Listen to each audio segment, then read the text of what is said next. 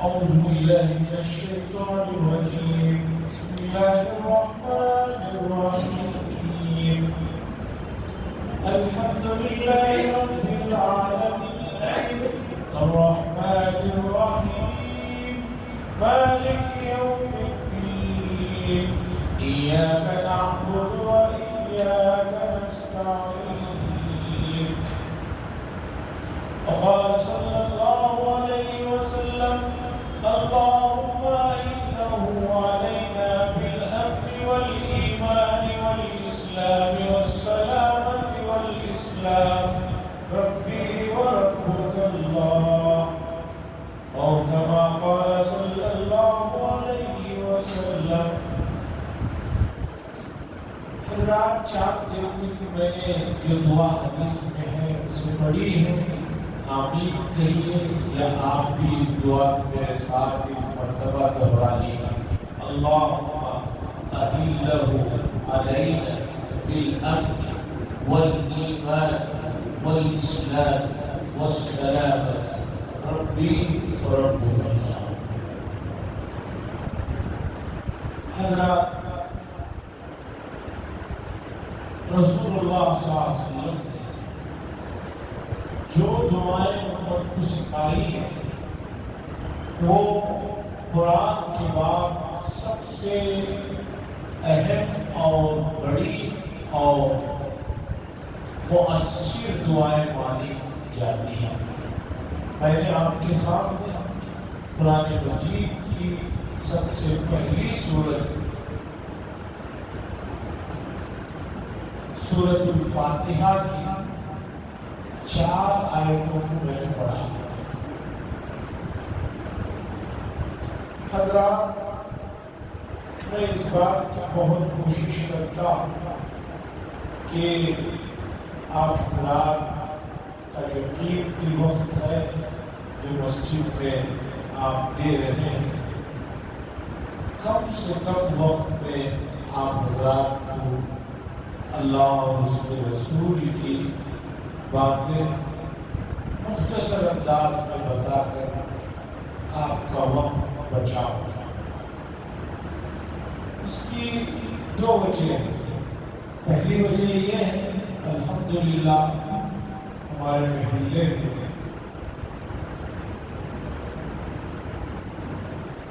اکثر افراد بہت اعلیٰ تعلیم یافتہ حضرات ہیں. اب تعلیم یافتہ حضرات کے سامنے کسی بات کی بہت زیادہ وضاحت کرنا مناسب ہے، اس لیے کہ پڑھے لکھے حضرات اشاروں میں بات سمجھ لیں. اور دوسری وجہ یہ ہے کہ ماہ مبارک میں تراویح کے بعد بہت سارے حضرات کھانے کا مسئلہ رہتا ہے، سحری کا مسئلہ رہتا ہے، اس لیے بھی آپ حضرات کا زیادہ وقت میں لینا مناسب نہیں سمجھتا.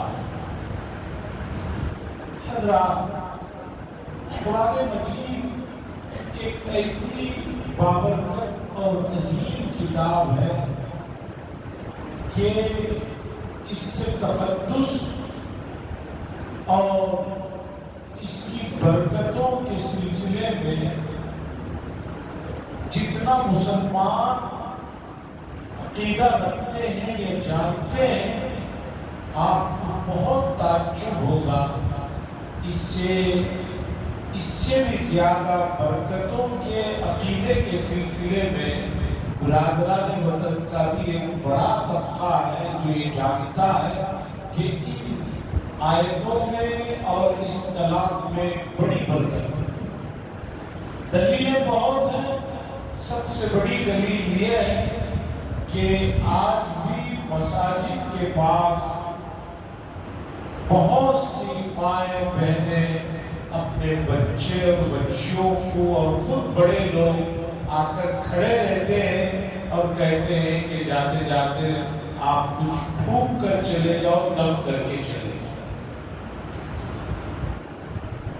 بلکہ 5-6 مہینے پہلے جاپان کی مشہور کمپنی ٹویوٹا کمپنی کی ایک بڑے عہدیدار کو ہمارے ایک بھائی لے کر آئے تھے یہاں پر، میاں بیوی دونوں آئے تھے، اور وہ کہہ رہے تھے کہ بچے پر کچھ پڑھ کر دم کریں۔ تو قرآن کی برکتوں کا عقیدہ امت میں تو ہے ہی، امت سے زیادہ جو غیر ہے وہ بھی اس کے برکتوں کا انکار نہیں کرتے۔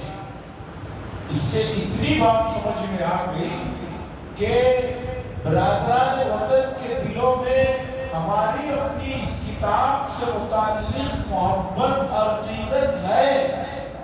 یہ ہماری کمی ہے، ہماری کوتاہی ہے، ہماری غفلت ہے کہ ہم نے اس کتاب کی برکتوں کو اور اس کے اندر جو انسانیت کے لیے اللہ کی طرف سے جو چیزیں بیان کی گئی ہیں، ہم نے ان چیزوں کو ان تک پہنچایا۔ کیسے پہنچاتے؟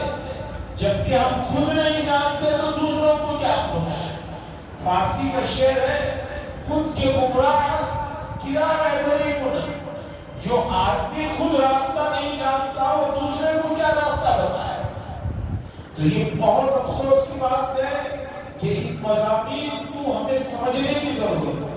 اللہ کا بڑا کرم ہے، فضل ہے کہ اللہ نے رسول اللہ صلی اللہ علیہ وسلم کی طفیل سے، ان کی برکتوں سے، ان کی دعاؤں سے، ان کی مسلسل اللہ سے التجا کرنے کے نتیجے میں امت کے لیے بڑی عجیب عجیب چیزیں عطا فرمائی۔ ان میں ماہ مبارک کا مہینہ بھی ہے کہ یہ ایسا مہینہ ہے، اس میں ایسا ماحول بنتا ہے کہ ہر آدمی قرآن سے کسی نہ کسی طریقے پر وابستہ ہو جائے، اس کے لیے ماحول بنتا ہے۔ کوئی آدمی صبح سے اگر قرآن نہیں کھول سکا، اتنا مصروف ہے، وہ تراویح میں کم از کم آ جائے تو اسے قرآن مجید سننے کا موقع مل جاتا ہے۔ تو قرآن سے قریب ہونے کے لیے قرآن کے مضامین کو جاننا ضروری ہے، اور قرآن کی سب سے پہلی سورت ہے سورۃ الفاتحہ، اور اس سورت کی حدیث میں بہت سے نام اور بھی ذکر کیے ہیں۔ سورۃ الکافیہ، سورۃ الشافیہ، سورۃ الوافیہ، سورۃ ام الکتاب، بہت نام مفسرین نے ذکر کیے، اور ہر نام کی وجہ کیا ہے اسے بھی مفسرین نے ذکر کیا۔ اور صحابہ کرام رضی اللہ تعالی علیہ مجمعین اس سورت کو خاص طور پر اس زمانے میں جن لوگوں کو مرگی کی بیماری ہوتی تھی، فکس جسے ہم لوگ کہتے ہیں، یا اسی طرح عرب کے اندر ریگستانوں میں سفر کرتے ہوئے بعض مرتبہ جنات کا حملہ ہو جاتا تھا، جادو کا بڑا زور تھا، مدینے میں یہودی رہتے تھے، وہ جادو کر دیتے تھے، تو رسول اللہ صلی اللہ علیہ وسلم کے صحابہ سے متعلق یہ بات ہم تک پہنچی ہے کہ صحابہ اکرام رضی اللہ تعالی علیہ مجمعین جس پر جادو ہو گیا ہے، جسے مرگی کا مرض ہو گیا ہے، جو جذام کے مرض میں مبتلا ہے، یا اور جو دوسرے امراض میں مبتلا ہے، ان پر سورہ فاتحہ پڑھ کر دم کرتے تھے، تو اللہ کے فضل و کرم سے سورت کی برکت سے ان لوگوں کو جن پر دم کیا جاتا تھا شفا یابی ہو جاتی تھی۔ مفسرین نے لکھا ہے کہ سورہ فاتحہ میں اللہ کا اسم اعظم پوشیدہ ہے۔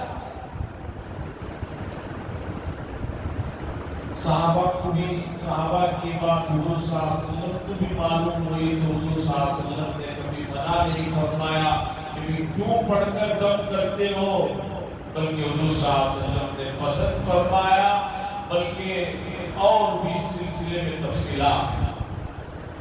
حضور صلی اللہ علیہ وسلم نے فرمایا کہ سورہ فاتحہ میں 7 آیتیں ہیں، اور آدھا بندے کے لیے ہے اور آدھے رب سے جڑے ہوئے ہیں۔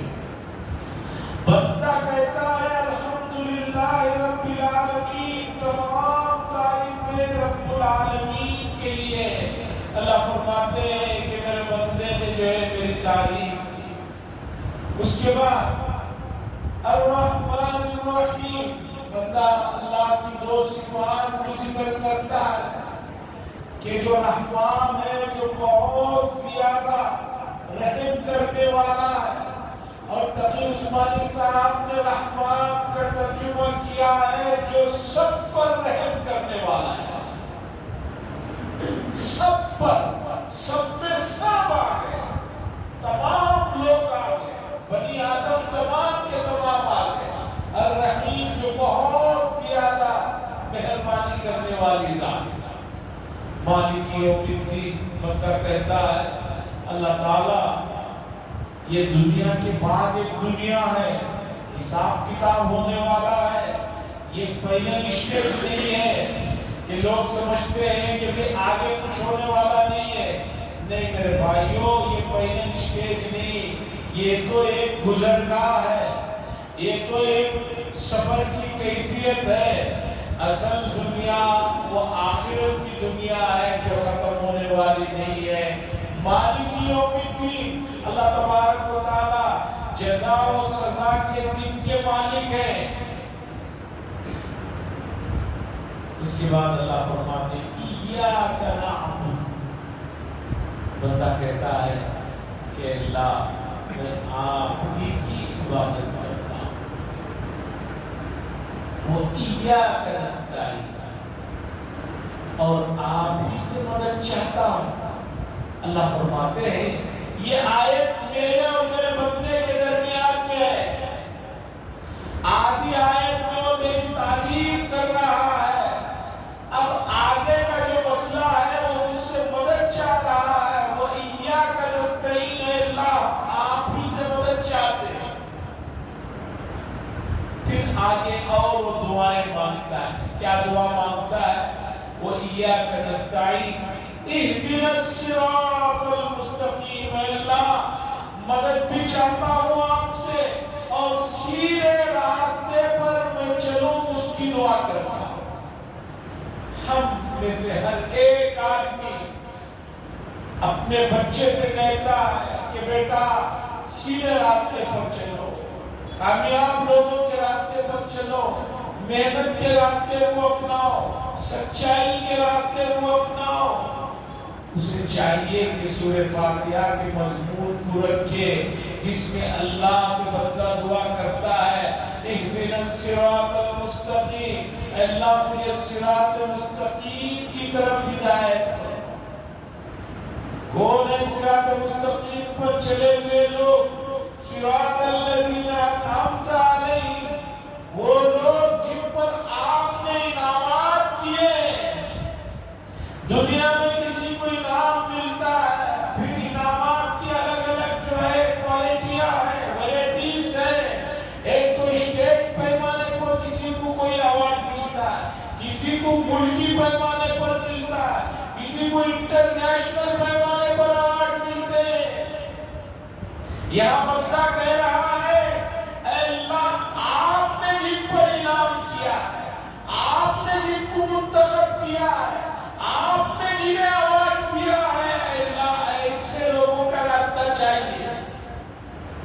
اسٹیٹ، ملکی لیول، انٹرنیشنل لیول، اس کے پیمانے بدلتے رہتے ہیں، اس کی کوئی ویرائٹی نہیں ہے، بلکہ بہت سارے لوگ بہت سارے مرتبہ دیے ہوئے انعامات کو، ایوارڈوں کو واپس کر دیتے ہیں۔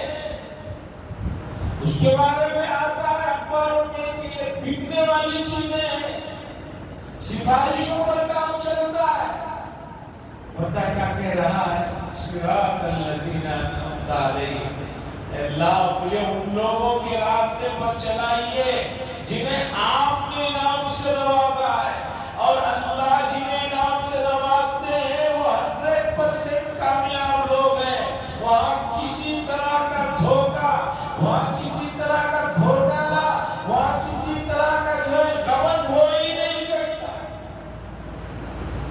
آپ اللہ سے روز دعا میں کیا مانگ رہے ہیں؟ نمازوں میں سورہ فاتحہ پڑھتے ہوئے مضمون کو ذہن میں رکھیے، صراط الذین انعمت علیہم، اللہ مجھے ان لوگوں کا راستہ بتائیے جنہیں آپ کون لوگ ہیں جنہیں آپ نے انعام دیا؟ قرآن کی دوسری آیت نے ہمیں بتایا من النبیین والصدیقین والصالحین، سب سے پہلے انعامات جو دیے گئے ہیں، اعلیٰ درجے کا جو انعام ملا ہے وہ حضرات انبیاء علیہ السلام کو ملا۔ کیا انعام ملا حضرات انبیاء کو؟ تھوڑی سی تشریح کرتا ہوں۔ حاضرین کرام، انبیاء کو جو انعام ملا ہے اس کی بڑی تفصیل ہے۔ ایک انعام کو سمجھیے، وہ یہ ہے کہ اللہ کی طرف سے ان کے دلوں میں وہ یقین کی دولت اللہ نے دی تھی کہ وہ دولت بڑی مدتوں مجاہدوں کے بعد بھی ہم لوگوں کو حاصل ہے۔ آج ایک آدمی وہم میں جی رہا ہے، شک میں جی رہا ہے، بے یقینی کی کیفیت ہے، بے اطمینانی کی کیفیت ہے، نہ اپنے اوپر یقین ہے، نہ اپنے بیوی بچوں پر یقین ہے، نہ اپنے دوستوں پر یقین ہے، کسی پر یقین کی دولت اسے نہیں ہے۔ انبیاء کو جو دولت ملی وہ اللہ کی ذات سے ایسا یقین انہیں ملا تھا کہ انہیں کوئی بھی اللہ کی رضا کے لیے کام کرتے ہوئے کبھی سوچنا نہیں پڑتا۔ ابراہیم علیہ السلام کا واقعہ ہے، آگ جلائی جا رہی ہے، کئی مہینوں تک آگ جلائی گئی، اتنی اونچائی پر آگ جلائی گئی تھی کہ سب سے اوپر اڑنے والا پرندہ جو باز ہے وہ بھی اگر ادھر سے گزرتا تو وہ آگ کی گرمی کی وجہ سے جو ہے گر کر بھنے جاتا تھا۔ اور ابراہیم علیہ السلام کو آگ میں ڈالنے کے لیے آگ تو جلا دیے ہیں، اب لیکن اندر کیسے ڈالیں؟ آگ کی لپیٹیں، آگ کی گرمی اور تپش اتنی دور سے آ رہی ہے۔ ٹیکنالوجی ویسی نہیں تھی، ابلیس ایک انسانی شکل میں پہنچ کر بادشاہ کو اور وزیر کو مشورہ دیا آگ میں ڈالنے کا طریقہ بن جلیل کے ذریعے سے۔ بن جلیل کہتے ہیں کہ ایک چھوٹا سا گوارا بنایا جائے، اس گوارے میں آدمی کو بٹھا دیا جائے اور پھر دور اس گوارے کو گھمایا جائے، کئی لوگ مل کر اس گوارے کو گھما کر چھوڑ دیں تاکہ وہ آگ کی درمیان میں جا کر ابلیس نے آ کر مشورہ دیا کہ اس طرح ان جلیل میں گھما کر جو ہے اندر ڈالا جائے، چونکہ آگ تو جلا دی، اب اندر کیسے ڈالے ابراہیم علیہ السلام؟ ایسی دہتی آگ دنیا نے نہیں دیکھی۔ اس موقع پر حضرت جبریل علیہ السلام آتے ہیں حضرت ابراہیم علیہ السلام کے پاس، حضرت میکائیل آتے ہیں جنہیں بارشوں کا جن کے پاس اختیار ہے، آ کر کہتے ہیں آپ حکم دیں، ابھی ہم جو ہے طوفانوں اور بارشوں کے ذریعے سے آگ کو بجھا دیں گے۔ جبریل علیہ السلام کہتے ہیں آپ صرف اشارہ کیجئے، سب کو ملے میٹ کر دیں گے۔ حضرت ابراہیم علیہ السلام کا یقین دیکھیے، ابراہیم علیہ السلام کہتے ہیں اگر تم لوگ اپنی طرف سے آئے ہو تو مجھے تمہاری کوئی مدد نہیں چاہیے، میرا رب ہے وہ دیکھ رہا ہے، مجھے اس کی ذات سے یقین ہے۔ ڈاکٹر اقبال صاحب نے کہا تھا آج بھی ہو جو ابراہیم سا ایمان پیدا، آج بھی ہو جو ابراہیم سا ایمان پیدا، آگ کر سکتی ہے انداز گلستان پہ۔ تو بہرحال صراط الذین انعمت علیہم، اللہ جنہیں آپ نے انعام دیا، آپ نے جنہیں حوالے دیے ہیں ان کے راستے پر ہمیں چلائیے۔ اور وہ کون ہے؟ پہلے نمبر پر انبیاء علیہ السلام ہے۔ بات اور ہے آگے رکھوں گا، آج پہلا دن ہے۔ اللہ ہم سب لوگوں کو یہ مہینہ جس کی حضور نے دعا فرمائی دیکھ کر کہ اے اللہ اس چاند کو علیلہ علینا ہم پر طلوع فرما، امن و امان کے ساتھ، سلامتی کے ساتھ، اسلام کے ساتھ۔ حضور نے کیا دعا فرمائی؟ اے اللہ یہ جو چاند ہے، یہ پورا جو مہینہ ہے آنے والا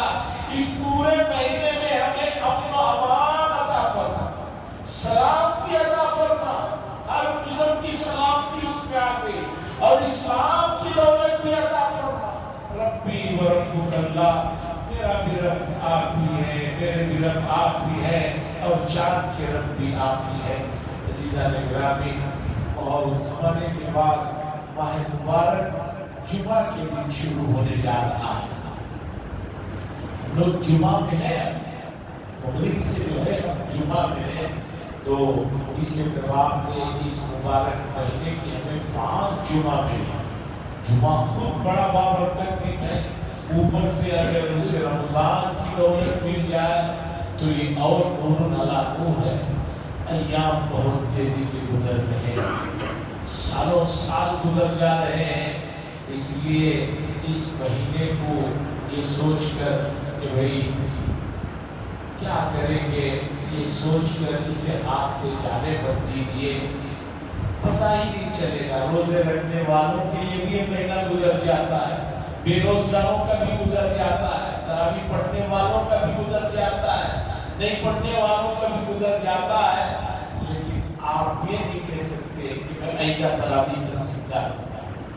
گزشتہ 4-5 مہینوں میں اتنے کم عمر لوگ ہارٹ اٹیک سے، دوسری تیسری بیماریوں کو انتقال ہو گئے، نہیں پتا کہ کب زندگی کی ڈور ہماری کھینچ جائے۔ اس لیے اس مہینے کا احترام کیجیے، اور گھروں میں بھی قرآن مجید کو کھولیے۔ رمضان اب شروع ہو چکا ہے، اب اور چاند کی کوئی خبر مت پوچھیے، اب شروع ہو چکا ہے۔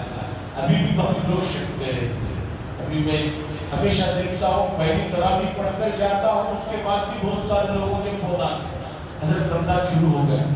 کس دنیا میں رہتے ہیں؟ شروع ہو چکا ہے مغرب سے، آج 30 تاریخ ہے، نہیں چاند کا ہم نے دیکھیں، چاند نظر آئے نہ آئے، 30 کے بعد 31 تاریخ نہیں ہے عربی میں، 30 لاسٹ ہے، تو 30 تاریخ میں چاند شروع ہو چکا ہے۔ قرآن کو کھولیے اور گھروں میں ماں بہنوں کو اس چیز کی طرف ترغیب دلائیے، اور گزارش ہے کہ فرض نمازیں تکبیر اولیٰ کے ساتھ، اس سے نیچے کوئی مسئلہ نہیں۔ کوئی آدمی اس ماہ مبارک میں زیادہ سے زیادہ اللہ کے رحمتوں کو سمیٹنا چاہتا ہے تو اسے فرض نمازوں کو تکبیر اولیٰ کے ساتھ پڑھنا ہوگا۔ کوئی آدمی پوری رات نفل پڑھے لیکن فجر تکبیر اولیٰ کے ساتھ نہ پڑھے، ایک آدمی تکبیر اولیٰ کے ساتھ فجر پڑھتا ہے تو وہ آدمی اس رات والے سے بہتر ہو جائے۔ اس لیے کہہ رہا ہوں کہ بہت سے نوجوان سحری وقت سے پہلے کھاتے ہیں، 3 بجے سحری افطاری دونوں ملا کے کھا کے سو جاتے ہیں، ایسا نہ کریں۔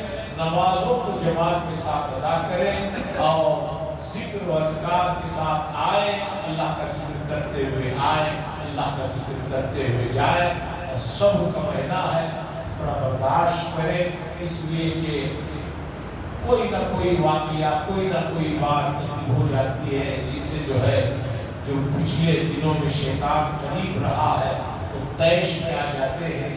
ایسا نہ کریں، صبر کا مہینہ ہے، صبر کا مظاہرہ کریں۔ انشاءاللہ سورہ فاتحہ سے جڑی ہوئی کچھ اور باتیں آپ حضرات کے سامنے اپنی مجلس میں رکھوں گا۔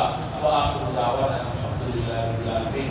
لک الحمد و لک الشکر اللہم صل علی سیدنا شفیع حبیبنا حبیبنا مولانا محمد وآلہ وسلم۔ اللہم انت السلام ومنک السلام وتبارک یا ذا الجلال والإکرام۔ صلی اللہ تعالی وسلم علی محمد وعلی آلہ وصحبہ۔